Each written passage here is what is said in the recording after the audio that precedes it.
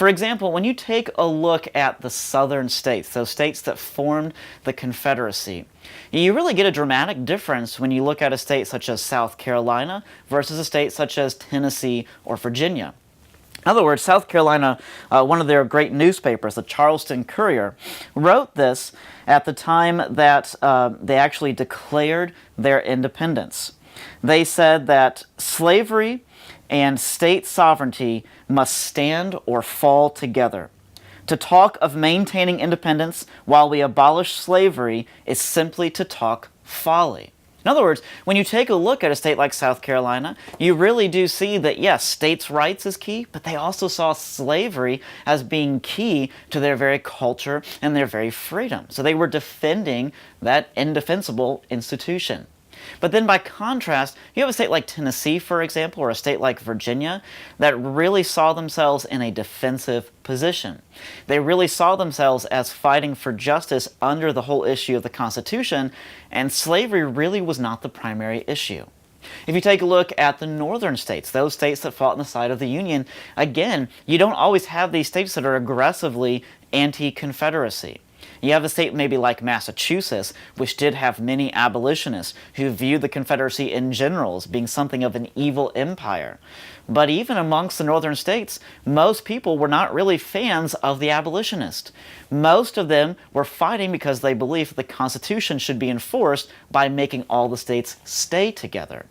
But even so, states like Indiana, for example, sent up to 10,000 volunteers to fight on the side of the Confederacy. So these were men who voluntarily thought that the Confederacy's right to secede was the just cause. You can also take a look at the various immigrants who fought over here. We've already talked about several of the veterans who came from those wars of 1848, men who really subscribed to the whole ideals of communism laid out by Karl Marx in the same year. And many of those men, actually really all of those men, fought for the side of the Union.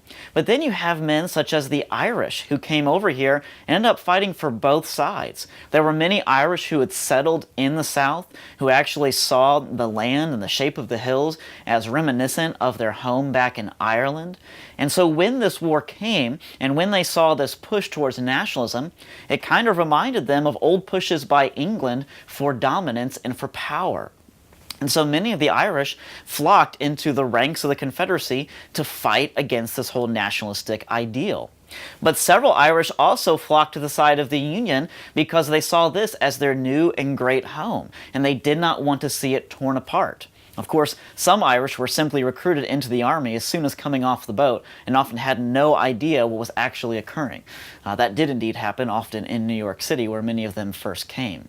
But we have other divisions. If you look at the Native Americans took part in the war between the states on both sides. But most curiously, those Native American tribes, particularly in the South, such as the Cherokee and the Choctaw, for example, both of those tribes, for the most part, aligned themselves with the Confederacy. In fact, the Cherokee assembled a large brigade under their general and leader, a man by the name of Stand Watie.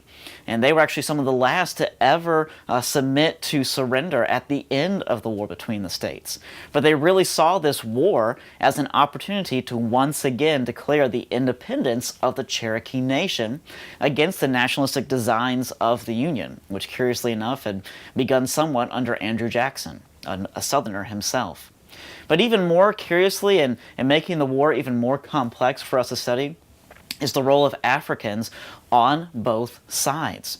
In fact, it's quite curious. There are, of course, famous Africans who fought for the side of the Union. Most of them were free Africans who lived in northern states, particularly in the area of New England. Many of them fought to great distinction. Many of them gave great service to the cause of the Union. But there were also Africans who fought on the side of the Confederacy.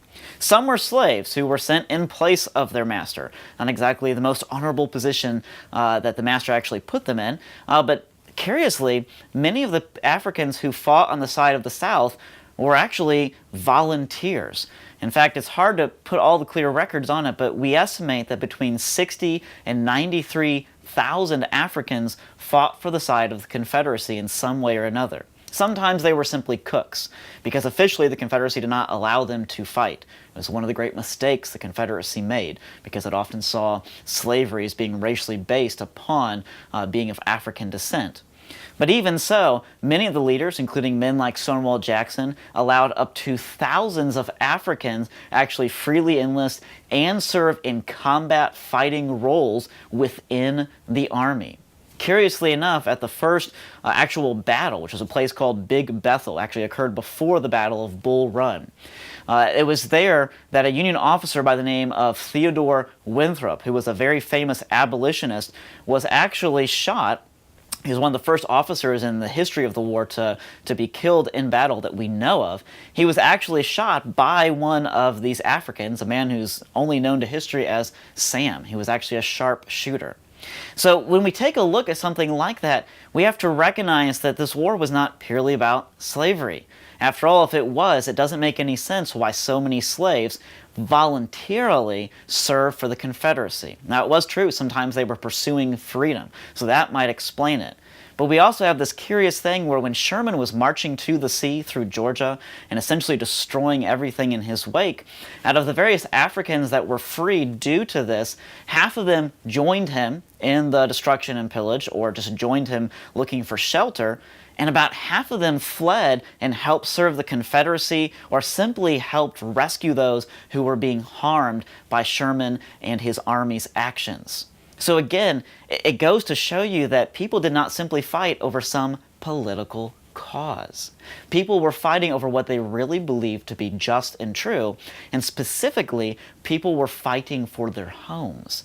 That's why the war between the states is such a sad saga to look at, and often we try to simplify it in modern history, but it really cannot be so easily simplified.